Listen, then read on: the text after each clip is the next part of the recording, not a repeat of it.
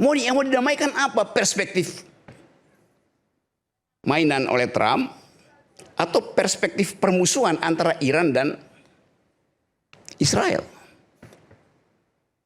Gak mungkin Indonesia mampu mendamaikan Iran dan Israel. Gak mungkin Indonesia mampu mengubah cara berpikir Trump bahwa politik adalah mainan.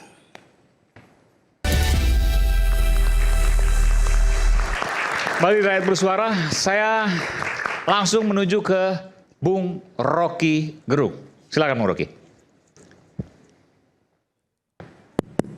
Oke, terima kasih Iman dan teman-teman itu. Terus terang saya perhatikan semua talk show tentang Timur Tengah itu, kita mengomentari headline. Berupaya untuk membaca secara hati-hati arah dari perang itu. Tapi pertanyaannya, perang itu apa? Apakah definisi perang Netanyahu sama dengan definisi perang Ali Khamenei, sama dengan definisi perang Donald Trump? Beda betul. Kira-kira 2-3 minggu lalu saya ada di Yordania. Ada seminar di situ. Datang anak Indonesia, saya tanya, kalau terjadi perang, apa komentar kalian tuh? Oh enak. Kenapa? Oktober tahun lalu mereka menyaksikan drone yang disebar oleh Iran ke Israel itu lewat angkasa Yordania. Dan itu kayak lampion-lampion. Wih, ada yang jatuh di Yordania. Jadi ada sebagian orang yang merasa bahwa perang itu adalah a kind of festival of torture itu. Nonton torture. Ngeri amat nonton torture, nonton penyiksaan. Kekerasan, penyiksaan. Ya, festival of torture. Jadi kita mulai merasa bahwa fantasmagoria kita terhadap perang itu lama-lama akan mengalami devaluasi. Artinya kita anggap biasa aja tuh kan. Dia nonton kok. Sama misalnya perang dunia kedua itu. Pasukan kamikaze Jepang itu menghantam langsung, lalu ada kengerian. Tapi lama-lama biasa. Karena kualitas perang itu makin absurd. Jadi coba kita bayangkan misalnya. Bagi Israel, Iran itu adalah musuh. Tapi bagi Donald Trump, Iran itu mainan. Beda cara melihatnya. Kalau dia musuh, kita perlakukan dia secara setara, ada value di situ. Kalau saya bermusuhan, saya ingin musuh saya itu setara dengan saya. Iran dan Israel dua-duanya bikin persepsi yang sama.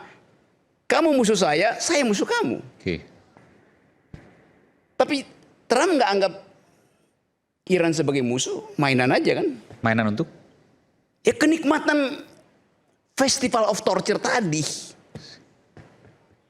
Enak bagi dia tuh. Karena Trump bukan seorang politisi. Kalau politisi ada value di situ. Trump bajingan aja. Trump betul-betul secara realis mempergunakan istilah kedaulatan. Kedaulatan artinya kemampuan mengambil keputusan di luar hukum. Itu namanya berdaulat.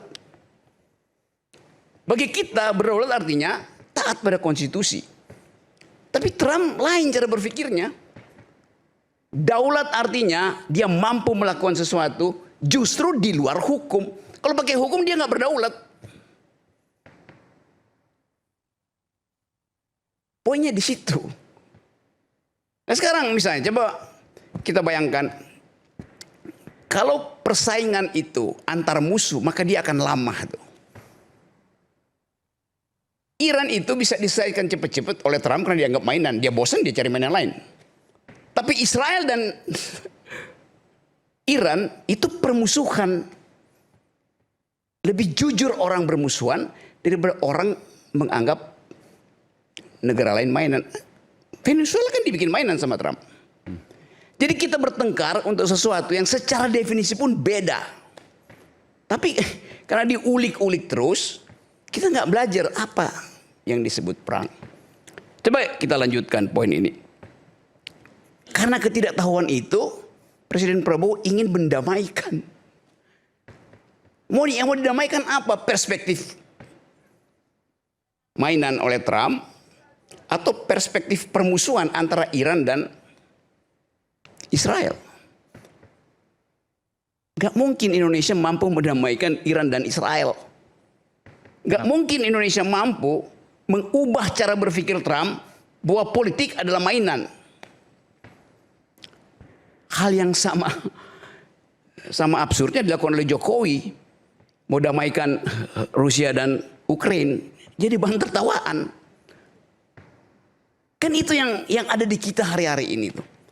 Jadi kalau kita ulas lagi soal-soal ini, kita cuma bisa menunggu sebetulnya akibat dari ketidakpahaman kita tentang jenis politik di Timur Tengah dan konsekuensinya di Indonesia kalau dalam tema ini. Kalau permusuhannya lanjut, berapa banyak piring emak-emak yang tidak ada lagi LPG? Berapa banyak mobil angkutan yang nggak ada lagi bensin karena mahal tuh? Kan itu mesti kita hitung itu sebetulnya. Jadi nggak usah sok-sok nganalisis perang itu, nggak mampu. Mending mulai membaca mitigasi apa yang akan kita pakai untuk memperbaiki postur APBN kita tuh. Dan itu yang akan terhantam pertama kali. Itu yang mestinya dibicarakan. Kalau APBN nggak bisa diubah posturnya, masih soal MBG, malah perubahan segala macam itu. Ya mak-mak yang bakal ngamuk, mak-mak yang akan angkat perang dengan Prabowo tuh. Real begitu realnya kan. Kita bisa baca dari awal tuh. Kalau Hormuz itu 2 bulan aja. 2 bulan? Ya bisa 2 bulan. Karena permusuhan. Amerika bisa berhenti. Tapi Iran dan Israel akan terus. Jadi ini konsekuensinya tuh. Sekarang coba kita bayangkan misalnya, oh ya apa yang mesti dilakukan oleh Presiden Prabowo? Gratiskan listrik. Gratiskan listrik? Ya.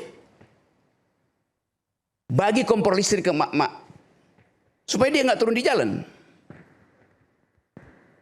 Real kan? Kalau nggak ada energi alternatif, yang ngamuklah rakyat.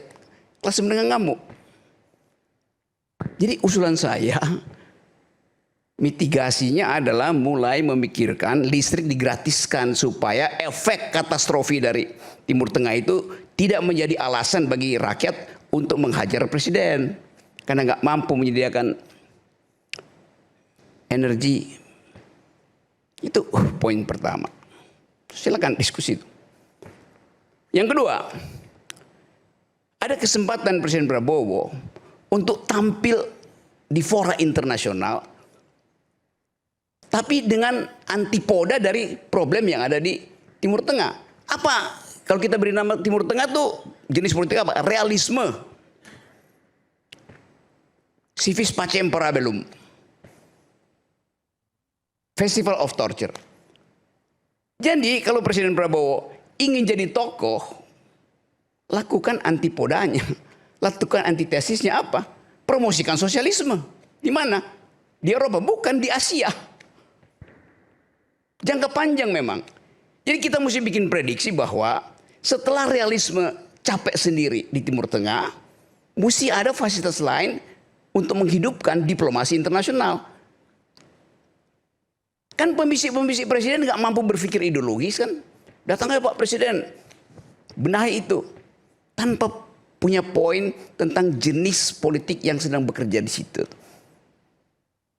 Dasarnya sederhana. Jadi kita ingin Presiden Prabowo hentikan, dan pasti dia akan hentikan untuk menyusun proposal baru menjadi juru damai di situ.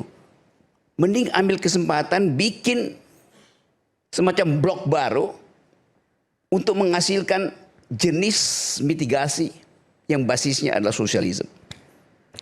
Tapi problemnya presiden kita kehilangan pamor justru di Asia. Karena Pak Prabowo tidak punya think tank untuk menghitung konsekuensi dari keterlibatan Indonesia di BOP, keterlibatan Indonesia dalam proposal perdamaian. Orang lihat Pak Prabowo benar masuk ke dalam fora internasional, tapi langsung high profile.